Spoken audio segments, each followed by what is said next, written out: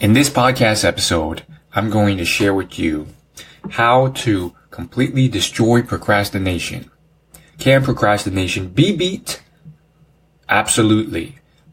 And all it takes is less than an hour of your time. I'm going to show you in this podcast how to beat procrastination. I'm also going to break down many of the tactics that I have read and learned over the years from all the experts in the self-help industry who give tips on defeating procrastination and why certain tips didn't work as well as they claimed and what to do instead.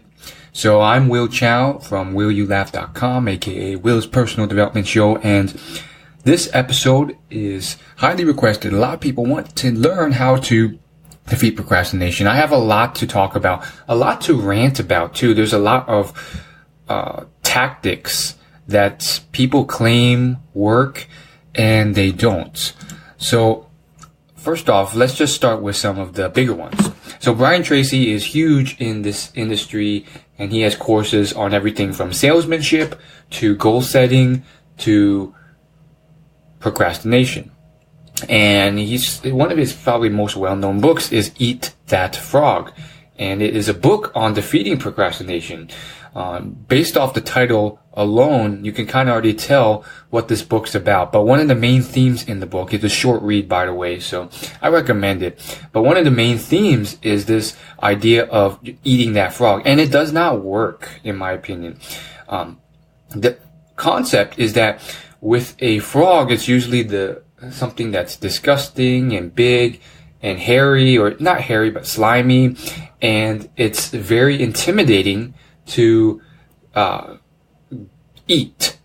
And his whole analogy is that you want to start your day with the most slimy, intimidating task, because that's when you have the most willpower and that's when you'll have the most energy and ability to get through it. If you put it off until the end or middle of the day, you're going to be more tired and drained, and it's going to be easier for you to put off longer. So when you start your day with the most slimy task that you don't want to do, but is the most impactful and important, then that's when you will get it done. And you'll feel really great for doing that because now you've finished the most important task. Now, here's why I don't think it works well. I've tried it out myself, and it was the main theme of his book. And I think it does work for certain people with massive willpower and very minor struggles with procrastination. The problem is if you have larger struggles with procrastination, all the willpower in the world won't work for you. It won't be enough to get over that hump of intimidation. Because your intimidation of that task is just so monumental. So I think that's really where the bulk of people struggle with procrastination. It's not something small that pure brute willpower will let you overcome.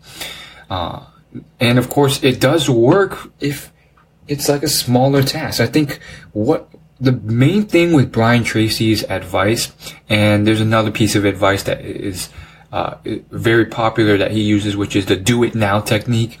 And the basic idea is also centered around using pure willpower.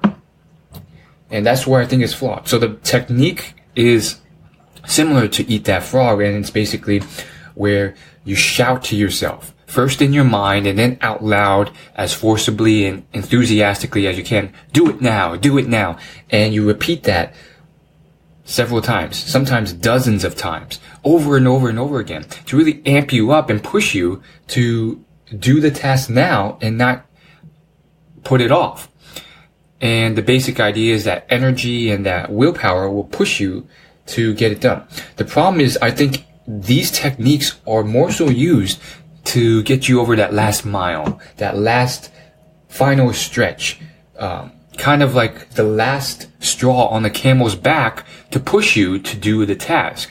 The problem is, most of us are not at a point where we are on the last stretch, where we just need that final push to get us to do the task.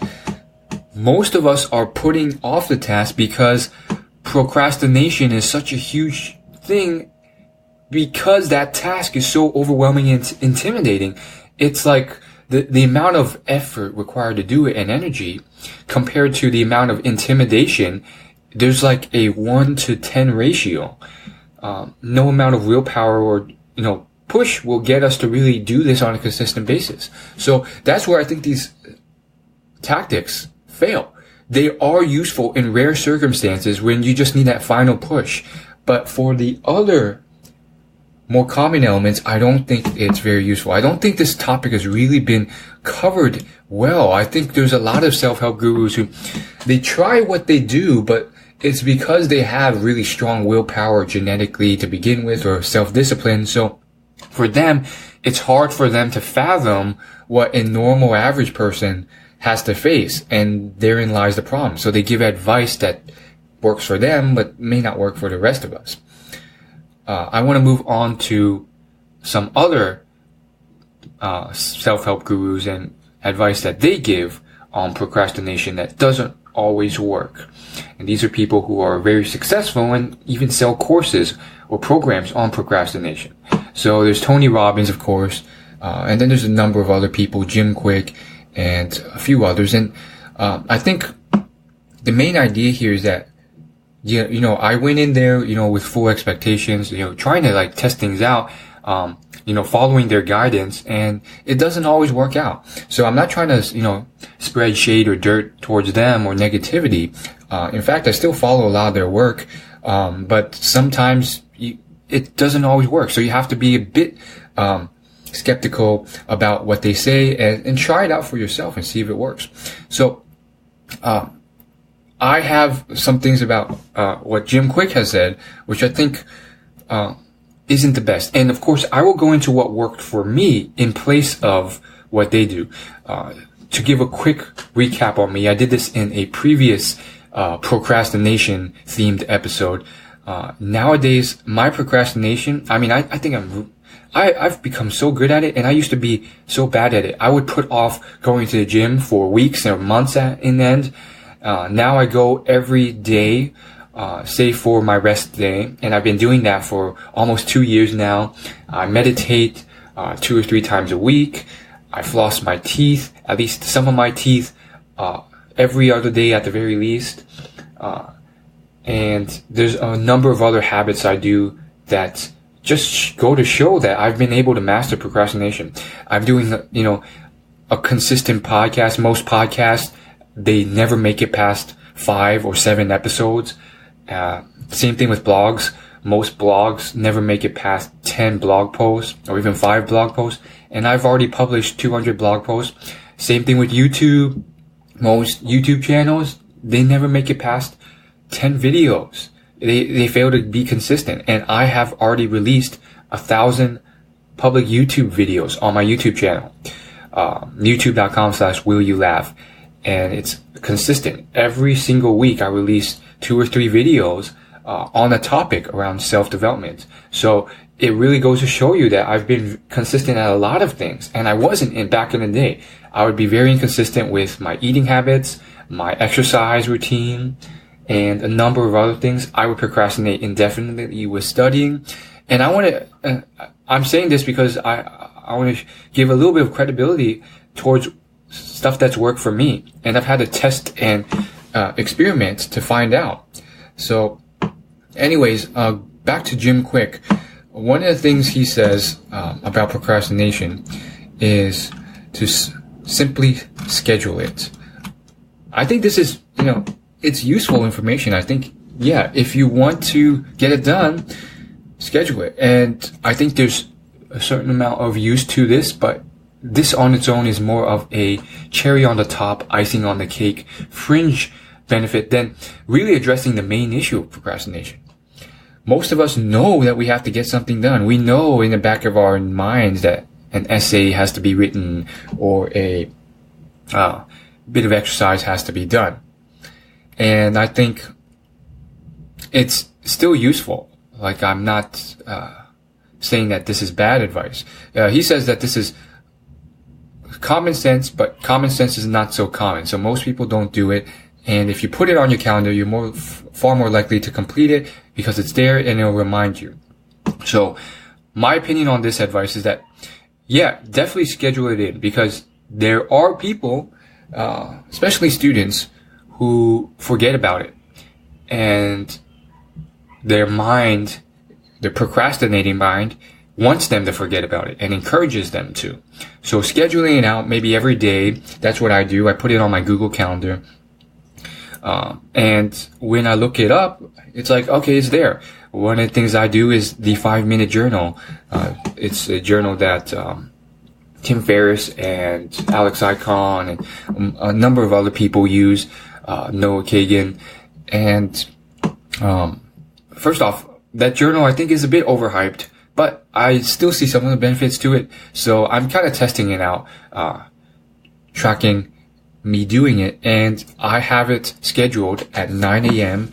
every morning on my Google Calendar. And if it wasn't there on the calendar, I would have forgot to do it. So it definitely helps to schedule it out. But the big idea here is that just scheduling it out on its own does nothing to fix the main problem with procrastination, which is the intimidation factor behind it. So that's where I think a lot of the advice is flawed. Another thing that Jim Quick says is to defeat procrastination, delay procrastination itself. And he was using this tongue in cheek. He was basically saying like, oh yeah, to defeat procrastinate. And he says, if you're good at putting things off, put them off even more. I don't really understand this one at all.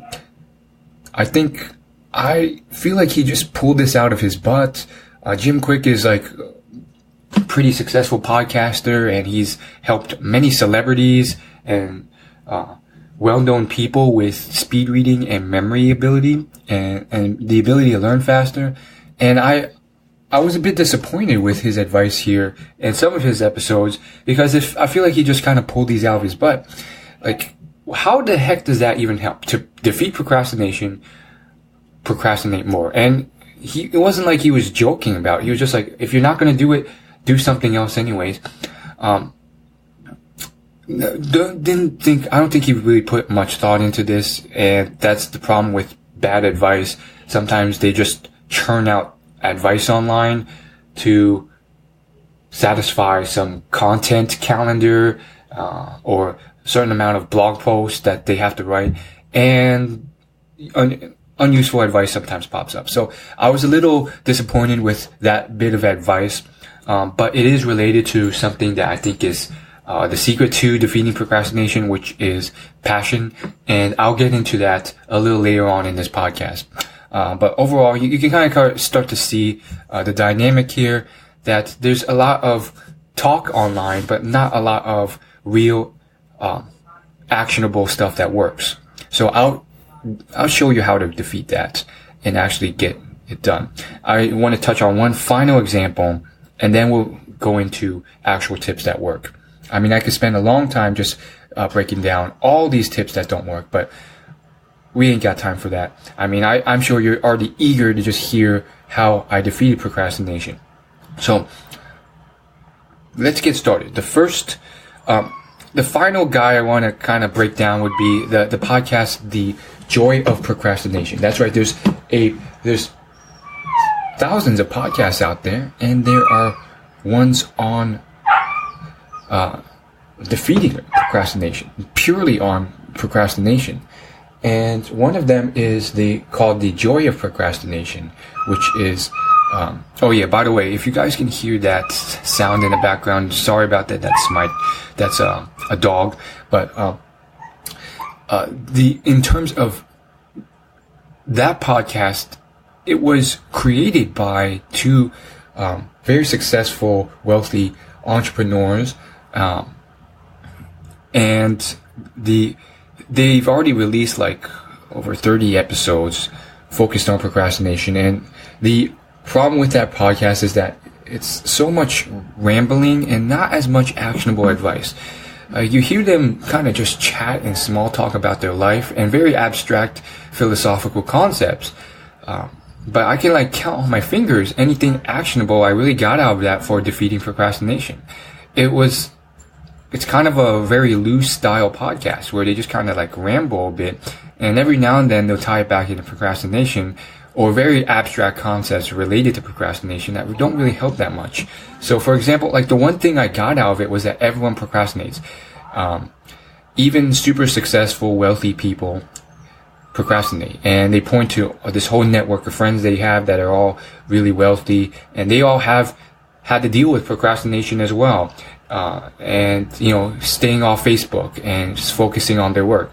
So that was probably the main enlightening thing I got from that podcast, which was that, it's not like successful people aren't superhuman in the sense that they have to deal with this too. And sometimes they fail.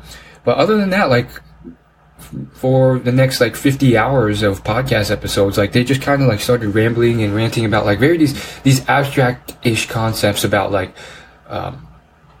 it's not the who, but it's not the what, but the who. And I guess what they were saying was that, if you network and connect and staying around the right successful people, then procrastination will magically disappear because you'll be surrounded by all these successful people who procrastinate less than you, and it'll just rub off. I guess that's what they're saying, and in theory, that's great. I definitely encourage you to do that. And I have used similar stuff, to hang around successful people, in high school to, increase my grades. I saw a definitive increase in my grades after 2 years when I chose to hang around the, most high scoring students in my school that were willing to hang out with me and that I clicked with. And I didn't do anything else consciously, but over time, the habit started rubbing off on me. So there is some benefit to that, but I think the only caveat I would put to that is that you're not going to magically meet up with 10 millionaires. That's just not going to happen unless you're super lucky. So I think that's where a lot of people fail with this advice. I used to think this as well. I would have this high standard and I'd be like, it's not working. More likely than that, just find someone in your local area who's better than average, who's the best you can find. And that's really the best way I've learned to kind of actually use this advice in an actionable way. If you have extremely high standards, you might not meet anyone and you're not going to do any good. So I use this in my exercise life as well by just hanging around the people at my gym. I go to CrossFit, so my CrossFit gym has different departments. There's a powerlifting club and a weightlifting club, and then there's also regular CrossFit classes. And both clubs compete on the state and national level. So there's some people there who are pretty good. They all just kind of do it for fun, and they're amateur. None of them are really super good. Some of them have made it to the state level and national level. I think only one person's made it to the national level. But they're better than average. So I'll hang around them. And that's you just have to make do with what you have. I wish I had a bunch of millionaires I can just hang around, but they're busy and I can't. And I've tried reaching out to a couple, but sometimes they don't bite. So yeah, the main concept I want to get at with you is that the Joy Procrastination podcast wasn't as actionable as I thought. So what actually does work with procrastination? What is probably the biggest tip I can give you to defeating procrastination? First, I want to touch on passion. So finding your passion. Now, first off, I wrote this epic article on finding your passion. If you have any trouble finding a career if you want to learn how to find a career that you're passionate about, that you enjoy, and that makes you good money, you want to check out my ultimate article to that. It's a pretty thorough article with different sections. And that article you can find that at Will You Laugh, that's WILLYOULAUGH.com/find/your/passion. So that's willyoulaugh.com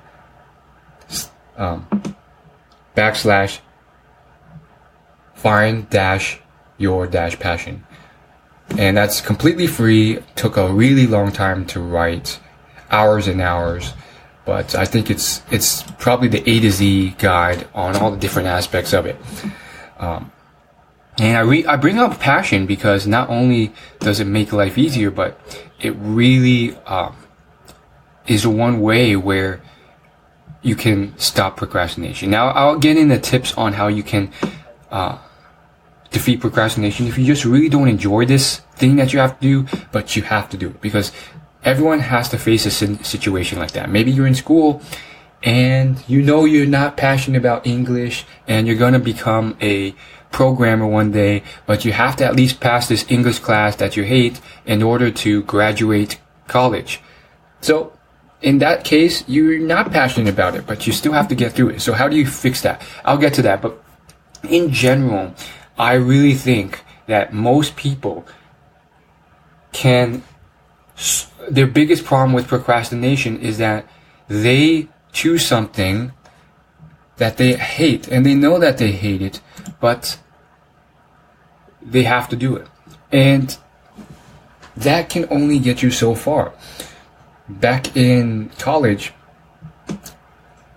I studied biology and other sciences, and the issue with it was that I absolutely did not like it, and I was trying to convince myself, I had convinced myself in my mind that I loved it, and that's the one thing that can happen to you.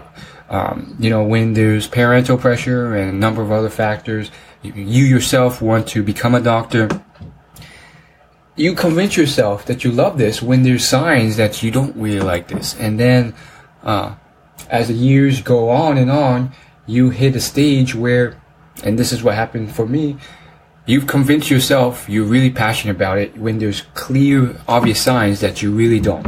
And with something like science and pre-med, it gets to a point where you just get so much work and stuff you have to do that it kind of forces you to really consider it. And that's one of the key ways to really figure out if you're passionate about it or if you're lying to yourself. And I think that's one of the things about passion that most people don't realize. I've met many Asian American peers, who have clearly convinced themselves they're really passionate about something when they're not, and that's because of a lot of parental pressure for them to become a doctor or lawyer or engineer.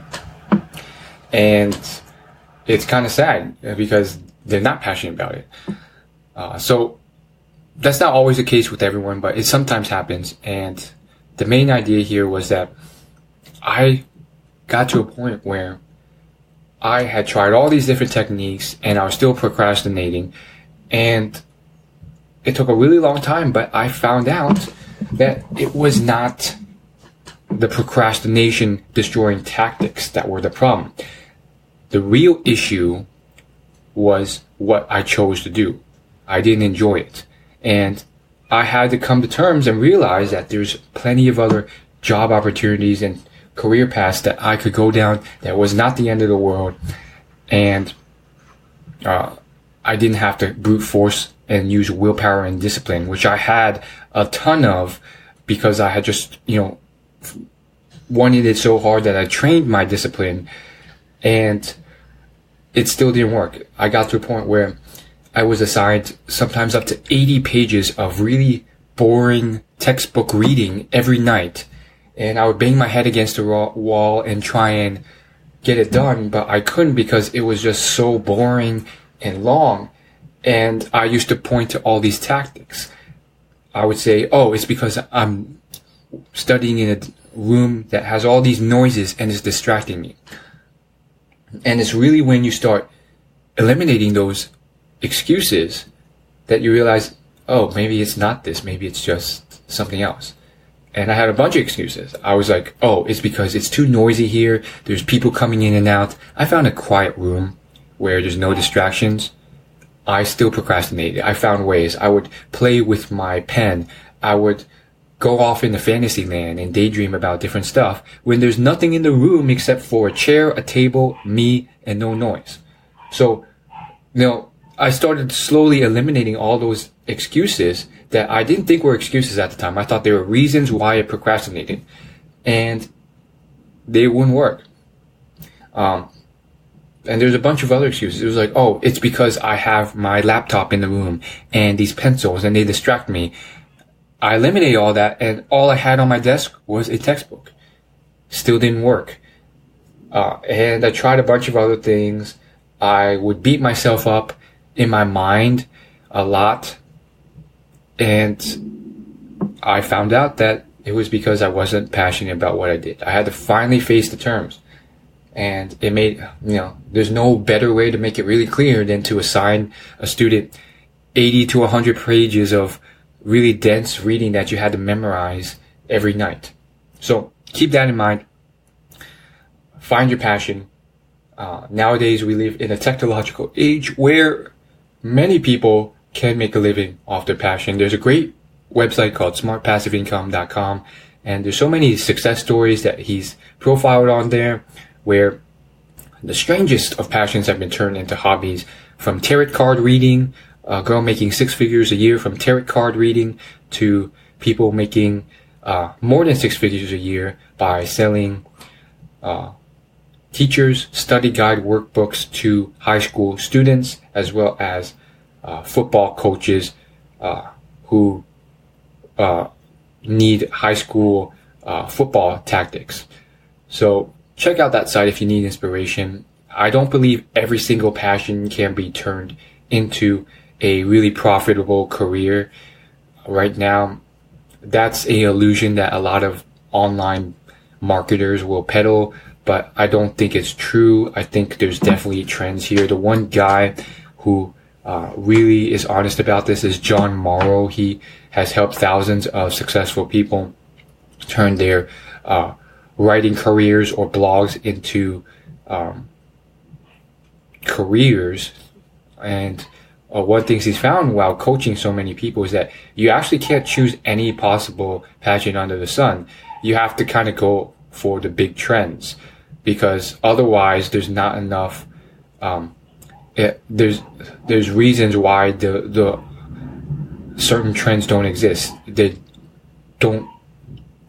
It's not because they haven't been there. Now, there's probably a small percentage of passions and hobbies that aren't in existence because maybe no one's tried it. But he makes the big point that a lot of these big trends exist because of a reason, because there's money to be made behind it. And there's a bunch of other ones that don't exist, and you can't turn into a profitable career because no one actually is willing to pay for them, and the market is just not there.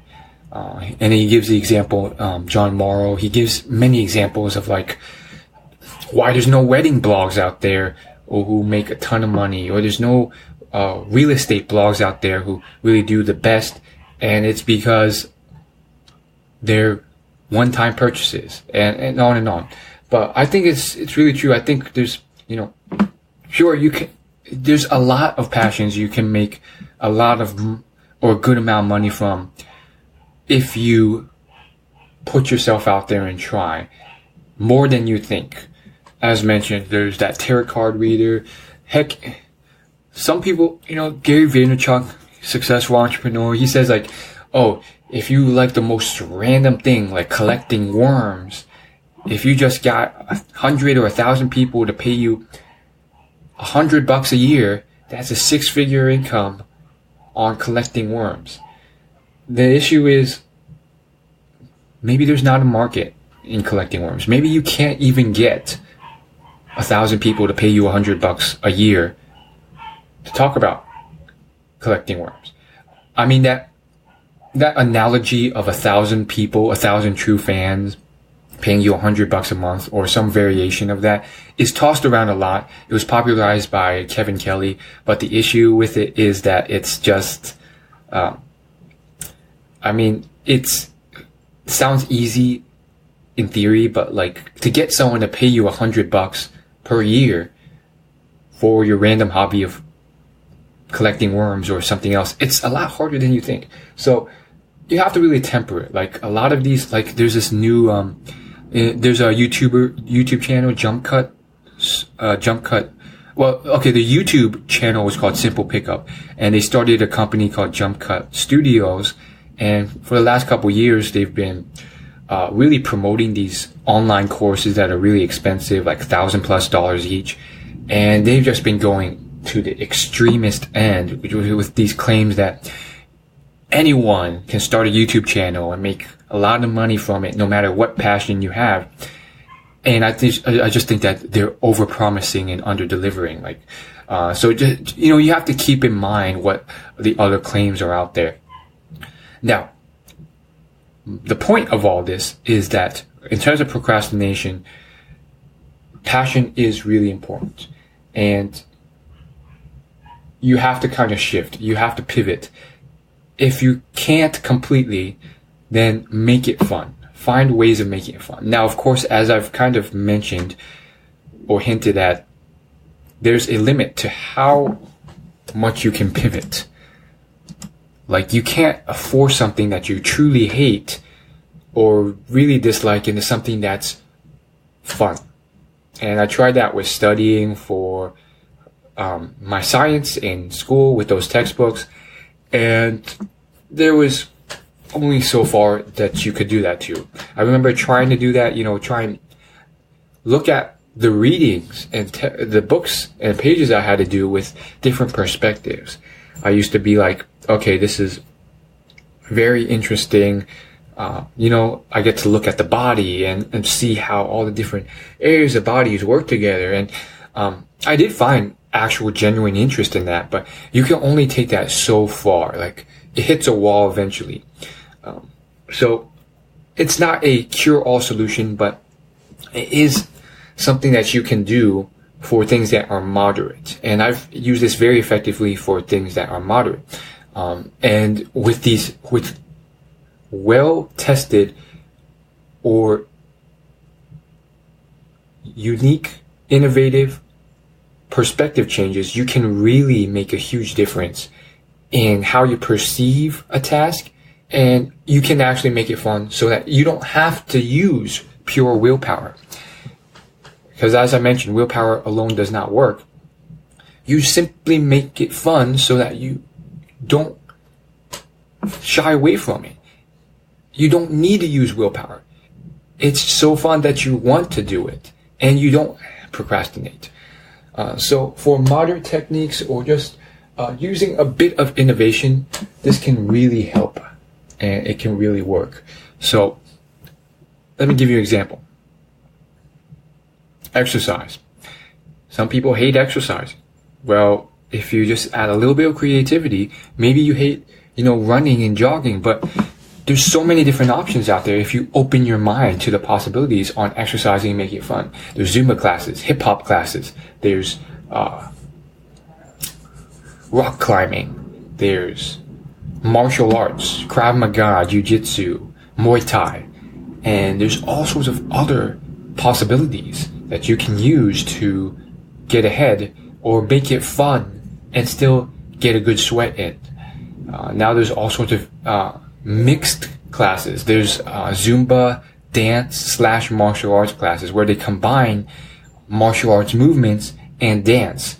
And then there's more and more. There's calisthenics, there's CrossFit, there's powerlifting, weightlifting, there's hockey, lacrosse, there's just running on a beach, there's vlogging, there's Pokemon Go.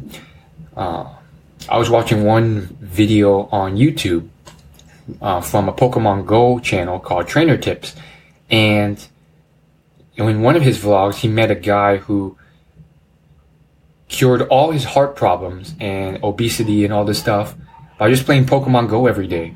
So, there's different ways to make it fun. And so I think that's huge to it, but there's another level to that as well, which is where you're faced with a dilemma where it is still a bit tiresome or tragic, or just it's still perceived as a bit of work, but with certain perspective and mindset shifts, you can turn that into something that's completely different. So what's one way I do this? Well, a lot of people complain when there's any level of manual labor involved in a task.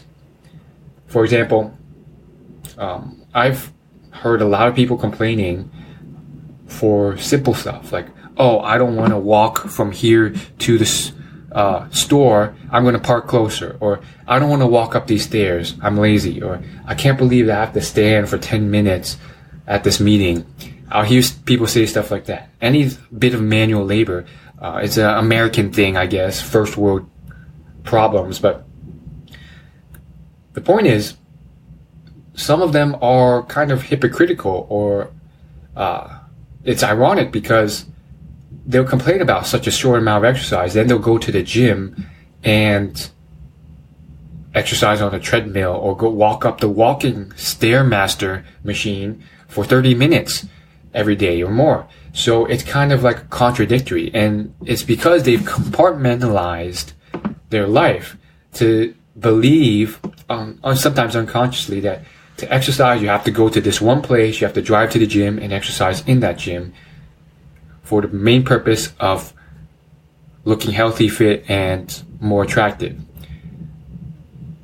Not realizing that exercise can be done throughout your day, and that's how our ancestors did it. And it was also done in the form of productive work. Now, some people realize this already, others don't. So by understanding that perspective shift, I am one of the few who don't complain and actually enjoy, walking upstairs or doing something for work or carrying something, because that's part of my exercise routine. And it's a small burst of it, in fact, compared to an entire gym routine. So it's less intimidating. So there you go. Now, I have some email subscribers who are international. They're not from the US. Some are from Africa, some are from the UK and elsewhere. And they've responded and emailed me when I release exclusive procrastination defeating tactics on my email newsletter. And they'll say stuff like, hey, it's different here. Where I'm from, it's not normal to pursue your passion. And my response is, hey, it's not as normal as you think in the US either. A lot of people in the US are immigrants from your countries or other countries, and their parents or they themselves come from that cultural lifespan. In fact, a lot of Americans, their parents or grandparents grew up in the Great Depression, and they have this solid theme about how you should only just get a job. You should just get a job. It doesn't matter if you're passionate about it or not. You just find something that pays the bills, because that's all you should hope for and wish to have, and you're lucky to have that. So it's still a rather new concept of this current millennial generation. And I think it's very much spurred on by the fact that the world's changing and opening up new opportunities thanks to technology and the internet that weren't there before, and people have yet to catch up. So now we have these more opportunities, and we have a generation before us of successful people, wealthy people, Howard Schultz, Bill Gates, Mark Zuckerberg, Gary Vaynerchuk, all these people who are talking about how you can pursue your passion now, and they themselves have done it successfully. Steve Jobs is another example. And encouraging that, so that now we have this new world, and you can either step into it and try it out and live a happier life doing what you love and making a lot of money from it, or live a life of regret. I suggest a healthy medium, which is maybe you get a full-time job where maybe you are paying the bills initially and getting it done, and on the side you're trying out different things and experimenting. Or you can be while you're still in school, you can intern and volunteer and test out these different things and see if there's viability, and ask questions with people who actually do that line of work. Interview them, reach out on LinkedIn, and find out how much do you get paid on a general range if they're not comfortable giving the exact numbers. And is this a viable career pathway? Is there upward trajectory? I did that myself, and I reached out and actually heard back from some people who were social media managers for some of the top Fortune 50 companies in the world. And it was a very interesting thing. Long story short, it's a good career. I don't think there was much discernible upward trajectory. It was, except for like building years of experience on your resume. But the point is, I think it was very interesting seeing what was viable and what wasn't, and breaking assumptions about certain career pathways that were there. So one great resource I recommend is the podcast Side Hustle School. It's run by Chris Gillibo, who is a well-known best-selling author of many books, including The Happiness of Pursuit. And every day he profiles another person who has a successful side hustle on the side. And he has all sorts of crazy stories. He already has over 800 episodes. And there's all these random hobbies that have been turned into side hustles. Everything from podcasting to collecting frogs to Excel spreadsheets to running, organizing marathons. All sorts of crazy stuff have been turned into profitable side hustles. Now, not all of them are full-time careers, but many are moving in that direction, and some of them, they don't want them to become full-time careers. So keep that in mind. Like it's fluid, and if you have a side hustle, you always have something to fall back on if it doesn't work. So that's a great way of experimenting and really opening your eyes to see what is out there. And, you know, I'm in the middle. I don't think everything can be turned into something that's a full-time profitable career that you're passionate about, but you can at least do better than what you are now. So try that out. I think that's the big issue. A lot of these people are just trying to brute force it, and they ask me questions. How do I stop procrastination? How can I concentrate and focus more? That's a big issue. The biggest issue is that you aren't doing something you're passionate about in the first place. So moving on from that, and moving on from just making it fun, what else can you do to defeat procrastination? I have a bunch of really cool tips. Now, some of them I've already shared in previous episodes, so I won't touch on them in this one. Those, I highly encourage you to check out those previous episodes I've done on procrastination, because those are probably the highest hitting tips on actually tactics based to defeating procrastination.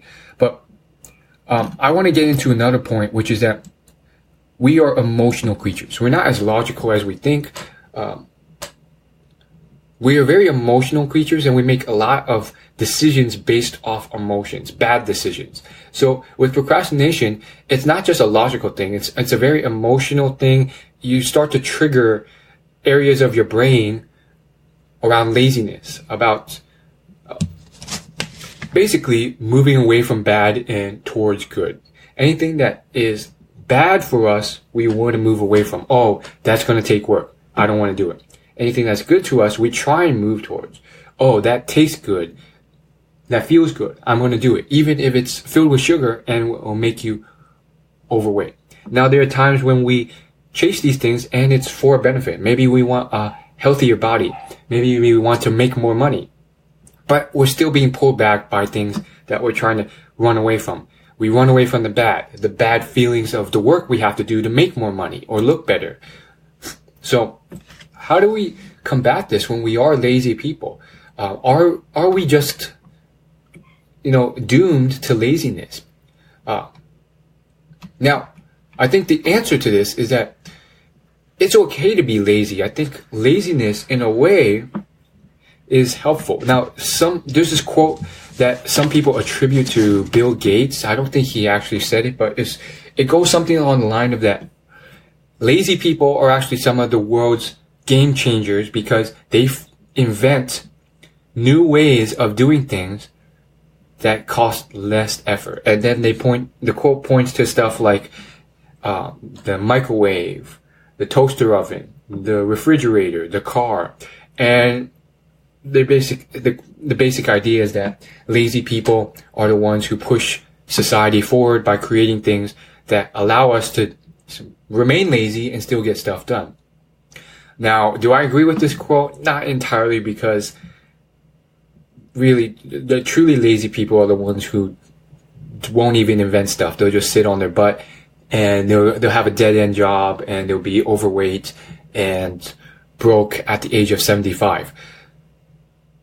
I think the tweak of that would be that entrepreneurs or inventors or the people who really change the world, they're willing to put in the effort to make that change by providing value to others in a way that helps them achieve their goals, solve their problems with less effort and more convenience. So I think there's a subtle difference to the main message to that. But the point for you is that if you're lazy, I think the biggest thing is don't beat yourself up. This is a tip that pretty much every guy in the self-help industry has given, but I think it's so true and so important. Even Terry Crews, in one of his YouTube videos, he has his own YouTube channel, in his video on willpower, that's what he said as well. He says, forgive yourself. And I think if you're lazy or you're beating yourself up, I'm someone who takes life way too seriously at times. I'm working on it. And I, as mentioned, would beat myself up horrendously for procrastinating. I would, especially back in my days studying pre-med, I would beat myself up in my head and I'd be so hard on myself and it would really affect my self-esteem and all this stuff. It wasn't mentally healthy for me because I would beat myself so much and dwell on it so long if I screwed up and I didn't read those 80 pages of textbook reading every day. And I would punish myself. I wouldn't allow myself to eat good food. And then I would dwell on it the whole day. And I felt drained. And all that brute force willpower just led to me, building up for another binge fest that was sure to come. So what I mean by binge fest is like every week or so, I would hit a point where all of a sudden I'd be like, screw it. And I would play video games, League of Legends, for like several hours in a day because I was just so fed up with like trying to, do something I hated or didn't enjoy. And then sometimes the binge fest would be snack time. So I would go to the college cafeteria and eat all these unhealthy snacks like mozzarella sticks and French fries and chicken tenders and quesadillas and all sorts of unhealthy foods and funnel cake and all that stuff. And I'd just be like, you know what, screw it. I want to have some fun. I'm sick of just suffering the whole day. And it was a really unhealthy cycle of just like suffering and then binge fest. And that's why I think having a healthy, productive passion is crucial to doing that.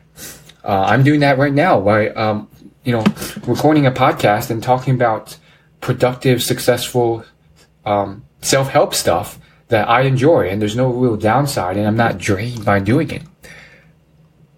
So keep that in mind. If you're lazy or you're careless, forgive yourself from time to time. Know that we're all human, and that we can get this done. That it's normal, and that we all suffer from laziness, and that laziness isn't even always a suffering thing. Like, it's there for a reason. Sometimes we enjoy just kicking back. It's in our genetics. So what else can you do to defeat procrastination? Well, I think another thing that's important is to chunk it out. Now, I really am a firm believer in breaking it down into the tiniest of things. And I'll give you a great example. So this happened fairly recently, and it was probably a huge example of me defeating procrastination. I'm actually quite proud of this because at the time I had so many emotions that were telling me, don't do this. It was to an extreme level. I didn't want to do this. I didn't feel like doing this, and yet I still did it. And what was that? It was going to a Valentine's Day bar social event. So I'm part of a social league, and for that social league, there's recreational sports behind it. So there's different sports from kickball to soccer to softball, And I've done a few sports with that league already. And they had this Valentine's Day social event. And first off, I'm usually super anxious and scared to death of events like that. I'm just like, I'm not an extrovert. And those events, I'm anxious of. Now, in the last few years, I've kind of been able to get better at that, realize that they're just people there, and certain strategies I've employed have helped me just realize that, they're just people there. You're just there to have fun and make friends, or just meet new people. And yet, I was just so scared of going, and on top of that, I was lazy and I didn't want to go. And these big excuses were popping into my mind to an extreme that were just pushing me away from going. Yet I was able to go. So what were these excuses that were forcing me to procrastinate? Well, one of them was that it was raining super hard, like almost hurricane rains for some reason.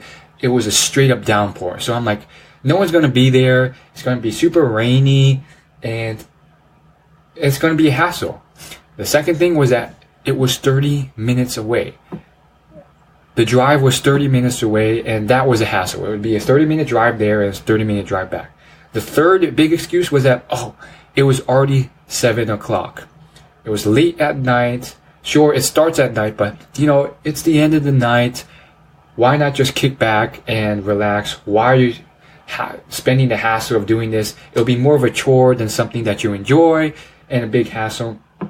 And then the fourth excuse that was trying to get me to procrastinate even more was that, you're already going to be late. You're going to show up late. It's already too late to go. I had prior engagements and I was going to show up late because I had prior things to do. And then there's all these other excuses. I'm not going to list them all because there's a bunch of them, but you get the idea. It's like, you'll be so nervous there, and it's just going to be a weird situation where people will reject you or not talk to you, like always, and you'll be uncool and you won't fit in, and on, and it'd be a strange situation with all these people talking around you, and all these things were compounding for me not to go.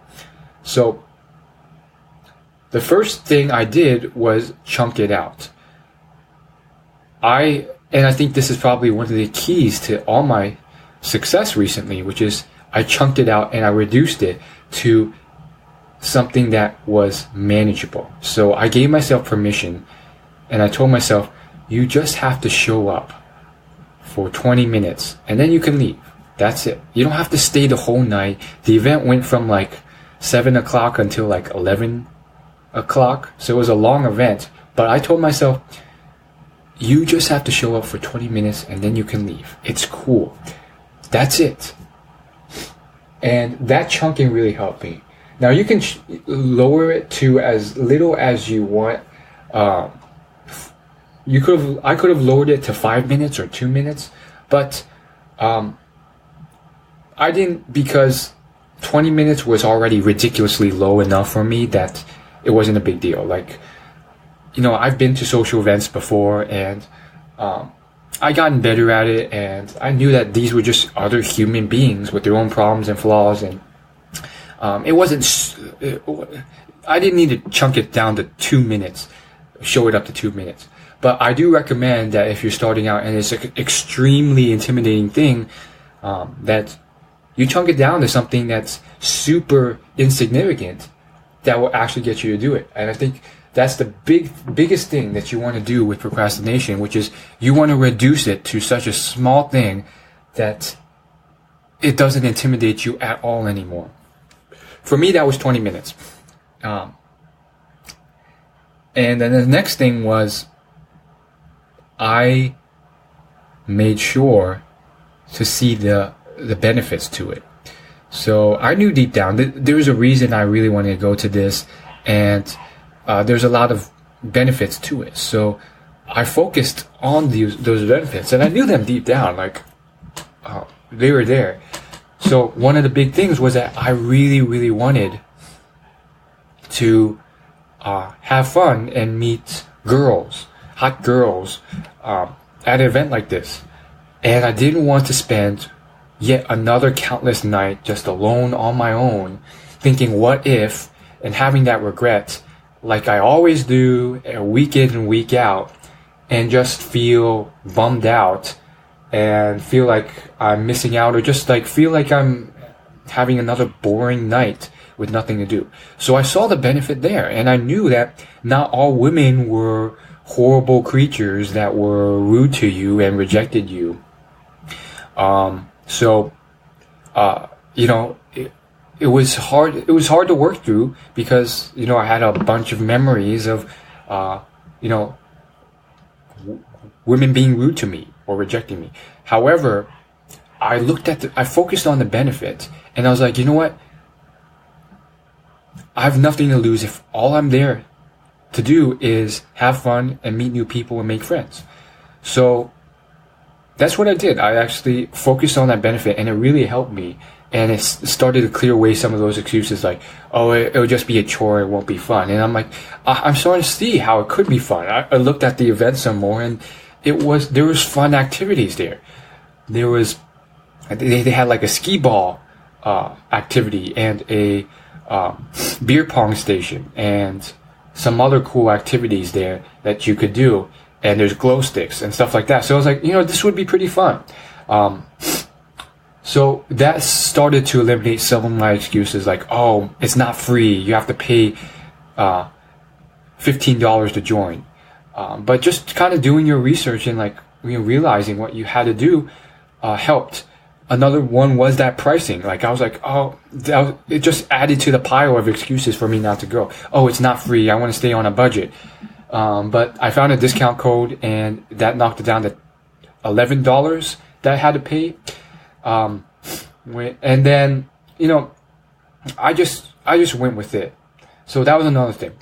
Now, the third tactic I used to defeat procrastination in this situation was I gave myself permission to show up late. I think for any type of event-based procrastination, whether it's some networking event that you don't want to go to, but you wish you should, or a sales event or presentation, something or other, or attending a lecture, I gave myself permission to show up late. And this tactic has saved my butt numerous times. Where there's some event, maybe it was some lecture or TED Talk, or actually I haven't been to any TED Talks, but like lectures themed sessions I had to go to, or networking events or get-togethers. I gave myself permission to show up late. And that's okay.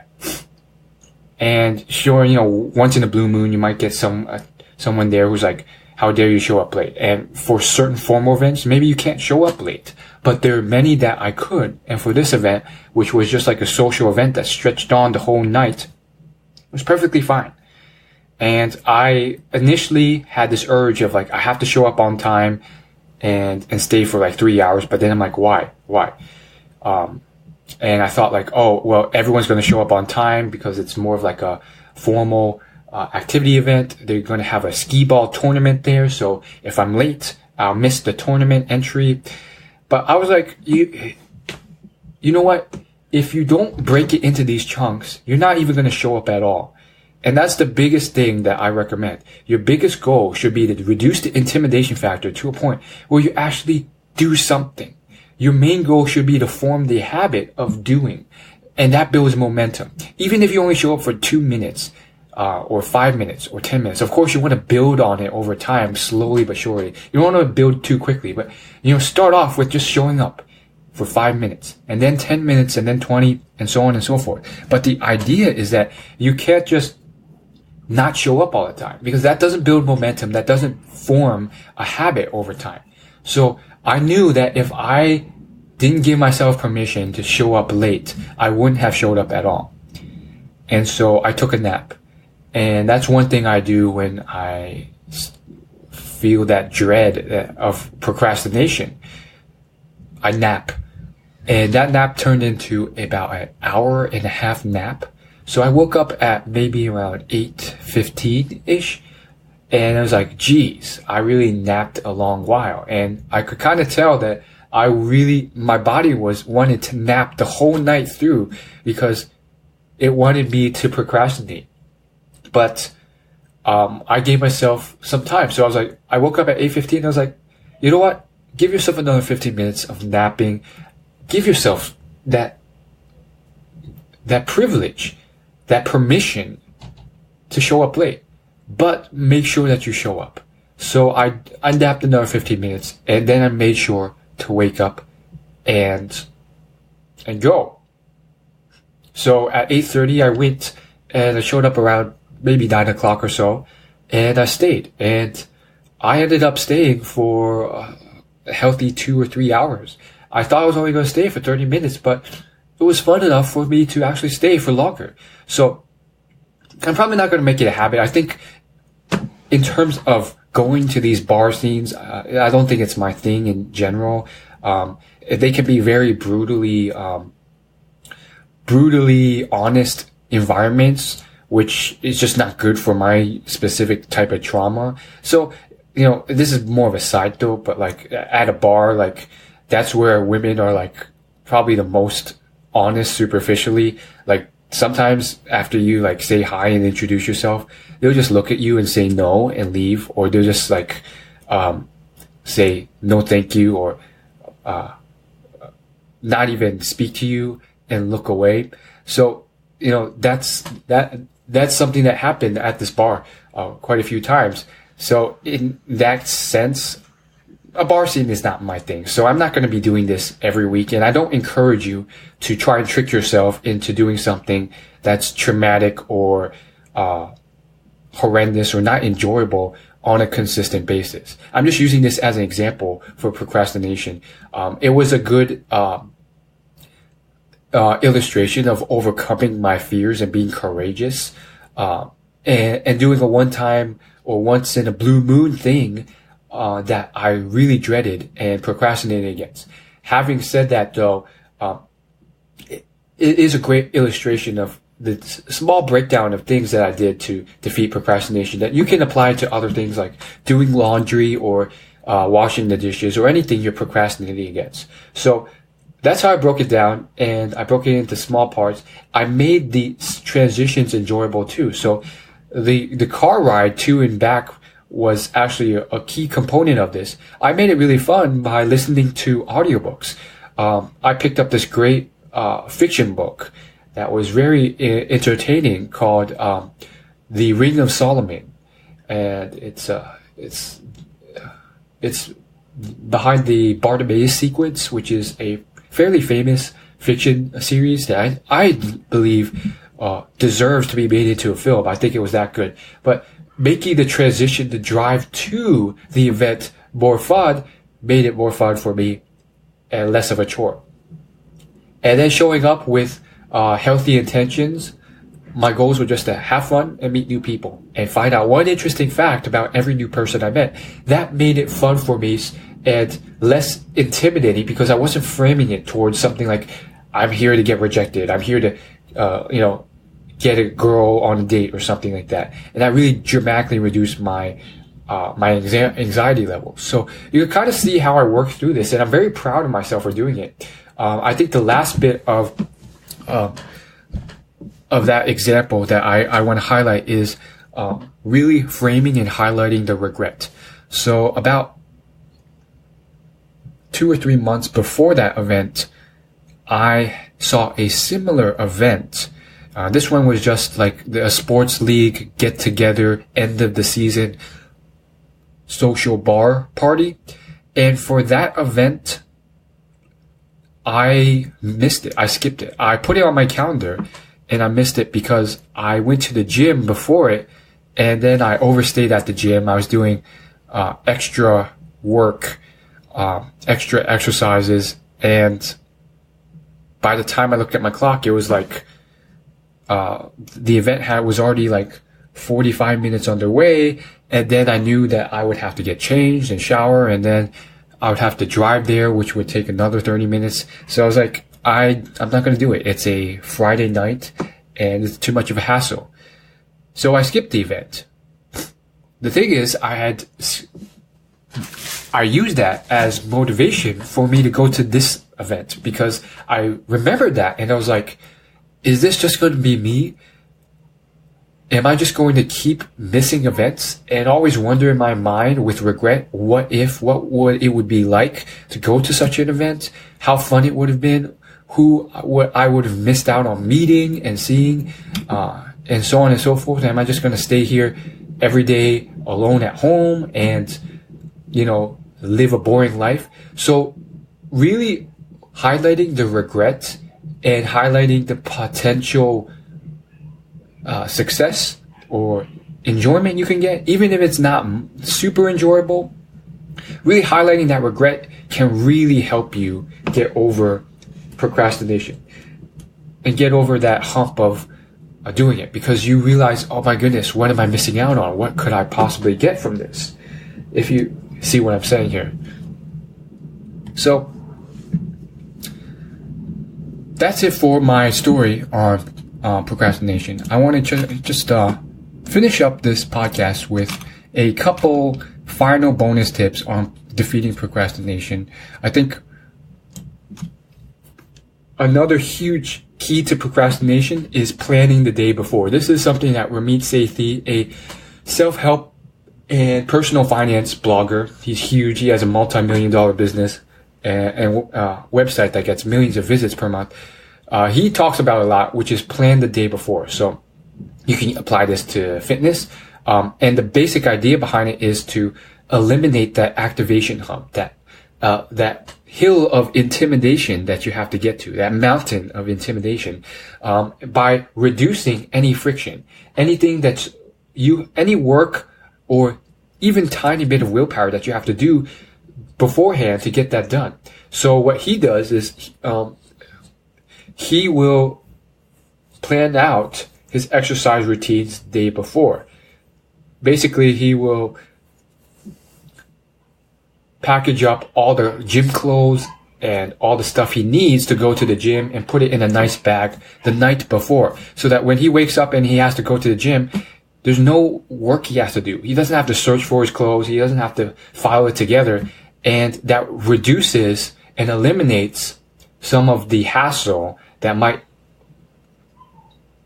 encourage him to not go to the gym. So simple, but very effective.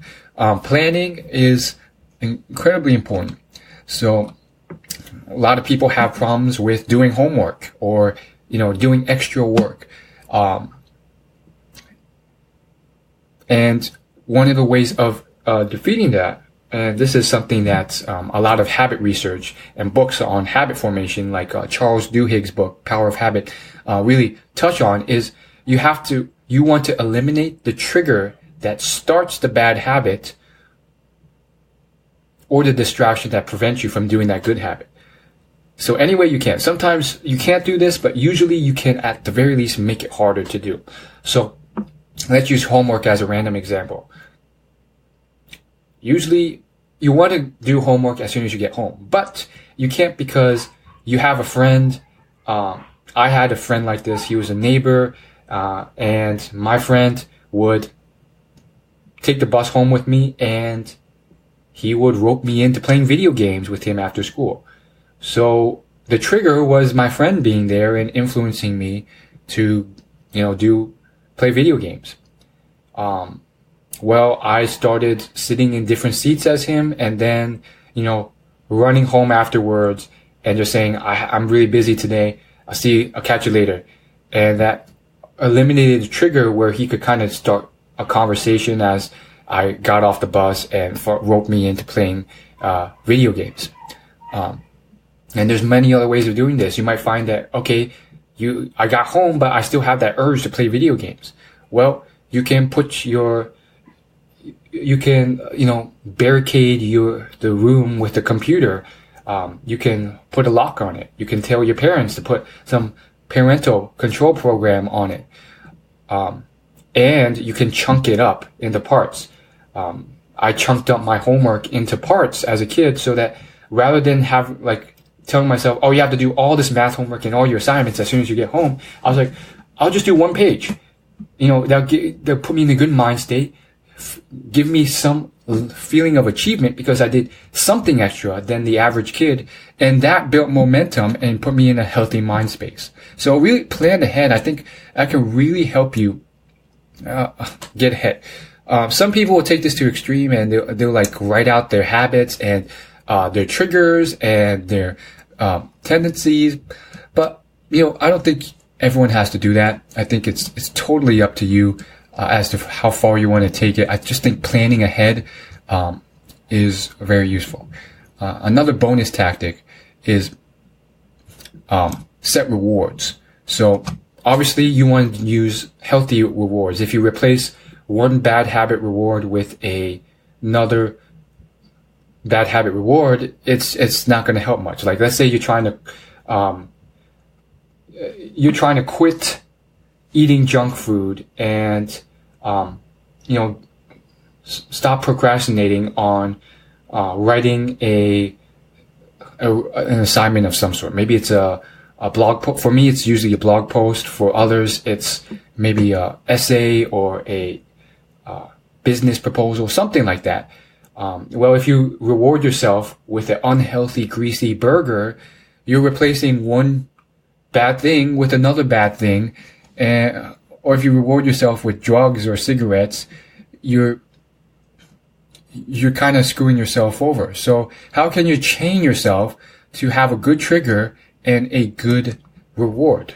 I've struggled with this. Brian Tracy talks about like one M&M. That's like a piece of milk chocolate candy. One M&M each time you like finish a sales call or something. I think, the problem with that is like, yes, it's just one M&M, but like it's still chocolate and it gets very addictive very quickly and it's not good for you. So what else can you do to really reward yourself in a good way? I've experimented with this and I've had a lot of struggle. Haven't really found any good rewards. For me, I found that giving myself the ability to brew a cup of green tea as my reward is pretty good. Green tea obviously extends your lifespan and I've grown to enjoy it. So that's one way. Another way would be just to give myself the ability to watch a YouTube video. And for me, I watch a lot of educational videos too, but sometimes I watch unproductive, just entertaining vlogs or videos online. That one works kind of well, but it also gets very addictive. YouTube can really suck you in and you end up watching more than just 10 or 20 minutes. Another thing I've tried is manga. So I've checked out manga books from the library and other books, and I'll give myself as a small reward the ability to like read a few chapters of one of these books. I'm currently reading Hikaru no Go, which is it's kind of like chess. It's like Japanese chess. And I read like the first 15 chapters years ago and then just like took a break from it. So that's another way. Yeah, be creative. Like, it doesn't have to be always horrendous. I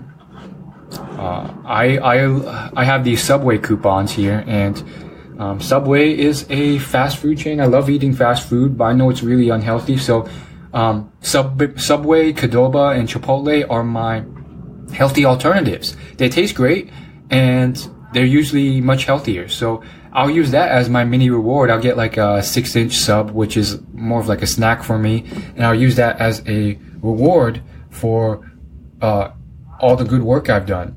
So that's really one way of defeating procrastination. Like, break it into chunks. Like, let's say you have a assignment that would take you 10 hours to finish. Maybe it's like an essay or something.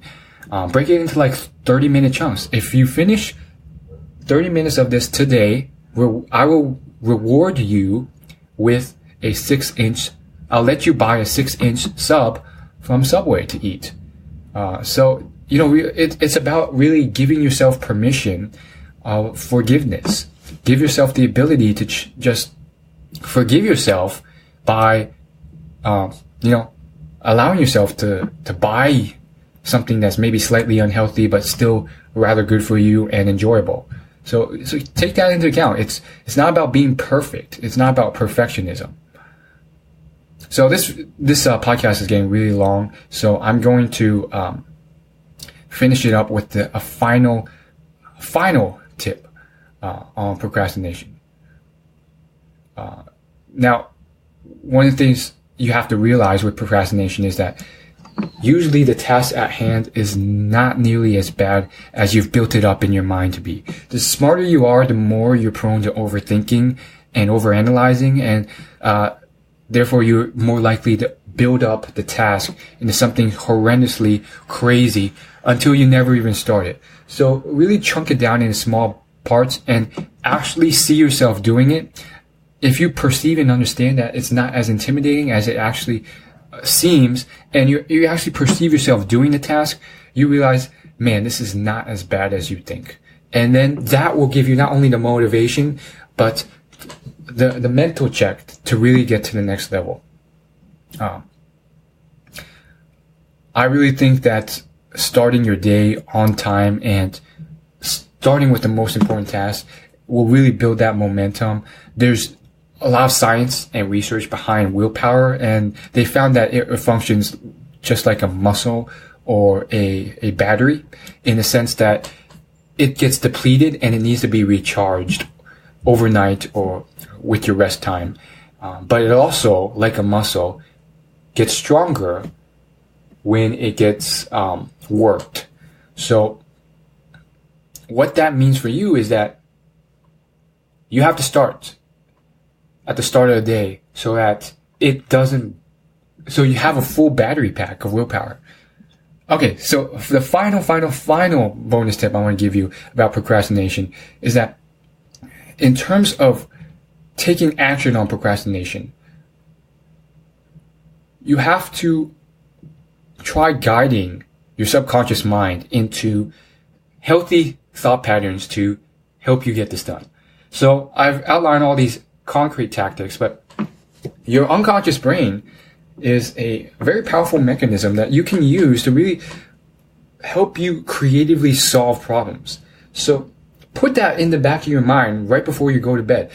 Tell your subconscious mind, hey, while I'm sleeping, I want you to really focus on in your mind, how can I break this task that I know I'm procrastinating on, but I know it has to be completed, into chunks so that I can defeat it, that I can focus and concentrate and fix it up.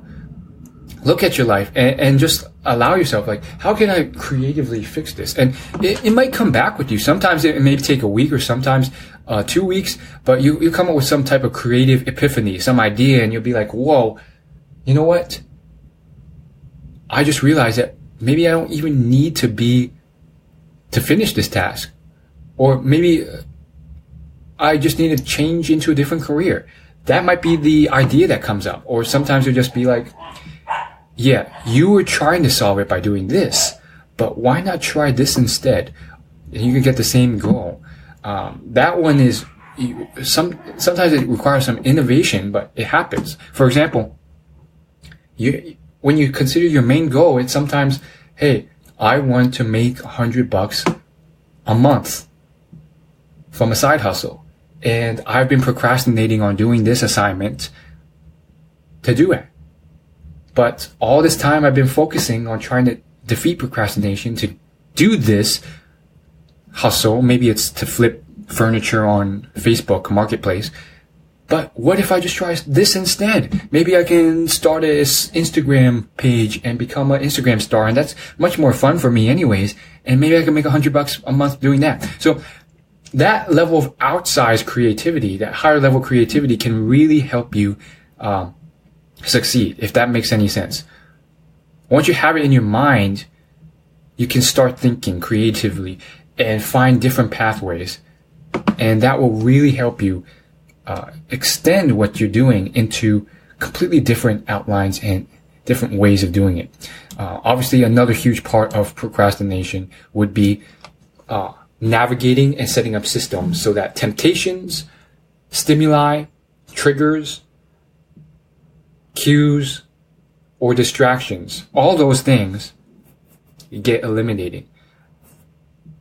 If nothing else, I mean, I've beaten the break things down into chunks part into oblivion, so I won't emphasize that as much. But if nothing else, break out the distractions and cues and triggers that force you to procrastinate. sometimes it's not you, but it's someone else or something else involved.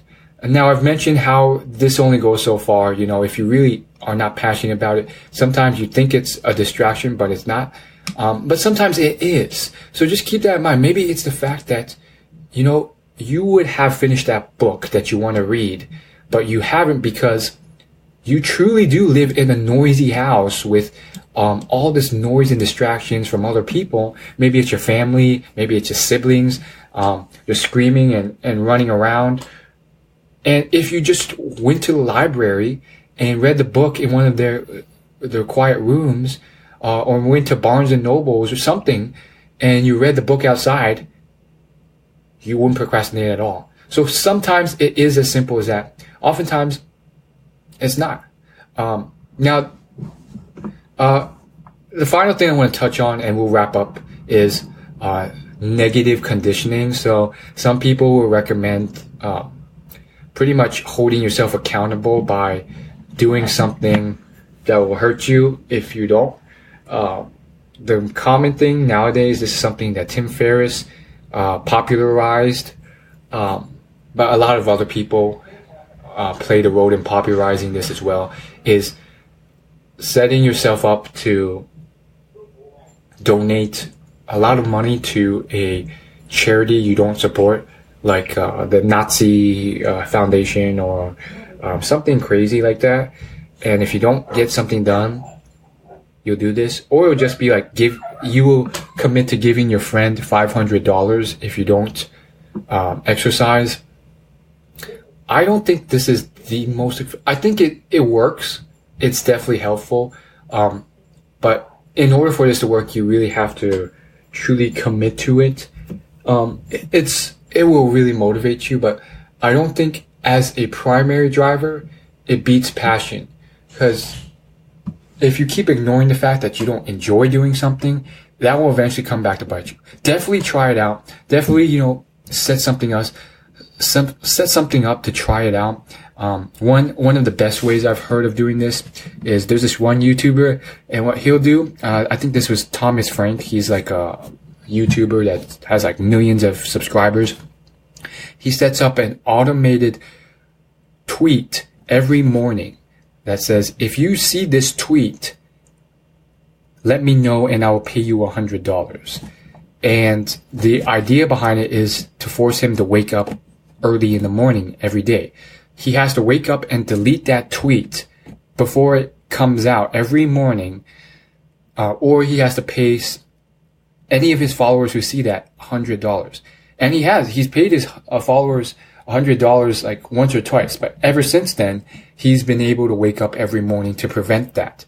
And I think that's the way, if you're going to do this, you have to do this right by actually creating some type of automated technological system to set it up correctly. If you just make a mental note of doing it, it's too easy to just not do. If you just like, I'm just going to make a mental note that I have to pay someone $100 if I don't wake up on time. You're going to wake up late, and then you're going to realize that, and you're going to be like, I'm not going to pay anyone $100, and it won't work. If you want to do this, and it can be effective for some people, you have to set it up correctly. Now, there's currently like a few gadgets that have come out. There's like a guy who, I think he's Ramit Sethi's brother. He created like pretty much a shocking bracelet called Pavlov, and there's like other copycat devices out there. We basically like, the basic idea is like physical torture.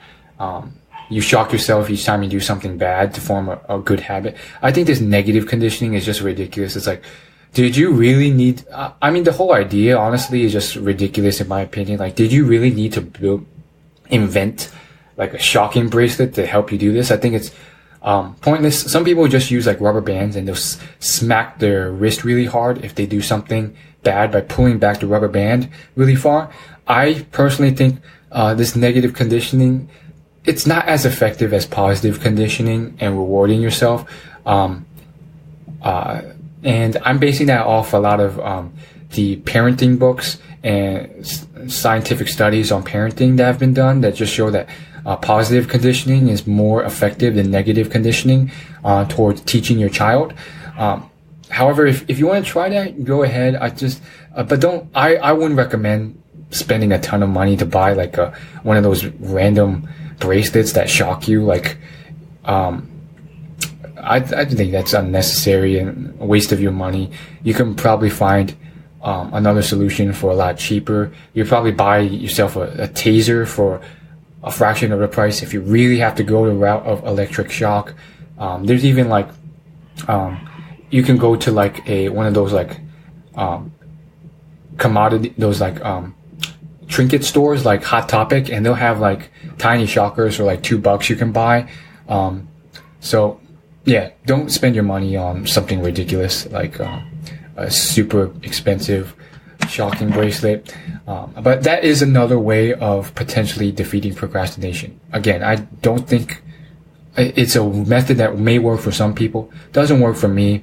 I used to beat myself up mentally, a little bit physically, but more mentally. Each time I would fail at procrastination. Didn't help at all. Really just lowered my self-esteem and it was just way too much beating myself up mentally. And I feel like that's also kind of possibly translated into low self-esteem in other areas of my life from doing that. So just be careful with stuff like that. You really don't want to dwell on, anything you did wrong for too long. Anything more than like 10 or 20 minutes is not mentally healthy. And I would go hours. So you get the idea. So thanks so much for listening to this whole thing. I really hope you found it helpful. I really tried to go a different route from what you read or hear or watch as tips for defeating procrastination from any other online source, whether it's an Amazon Kindle book on this or a article or podcast or video on procrastination. And that's because I've consumed almost all this stuff, and quite frankly, a lot of it just doesn't end up helping much. And I've made a point to debunk or expose the truth behind a lot of these tactics that these other gurus recommend. Some of them just do not work as well as you think. I highly recommend starting with defeating that intimidation barrier and focusing on passion. There's a reason why no one procrastinates on playing video games. It's fun. It's fun. No, you don't have to work on defeating procrastination. You want to play video games every day. The reward itself is the video game you play. So keep that in mind. I think there's a quote by Jeff Bezos. He said in an interview, and he says that children have no problem discovering their passion. It's when you become an adult, when you start to have trouble finding your passion because you form mental blocks that prevent yourself from allowing yourself to choose certain things as your passion. So keep that in mind.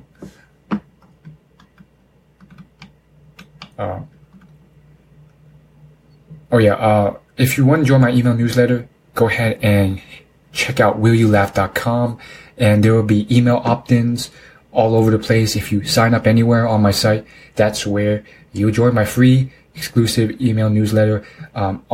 Once you join that newsletter, in the first week, I have a auto responder sequence set up where I will send out a couple emails where I share some top secrets to defeating procrastination that I share nowhere else. So really check that out. And then throughout, I send real live emails that were just written in my newsletter almost every week actually. So if you want real tips on defeating procrastination, check out that newsletter. Thanks so much. Go check it out and hit that subscribe button for this podcast on Apple Podcasts so you know when the next episode's coming out. Otherwise, thanks so much for listening. Peace.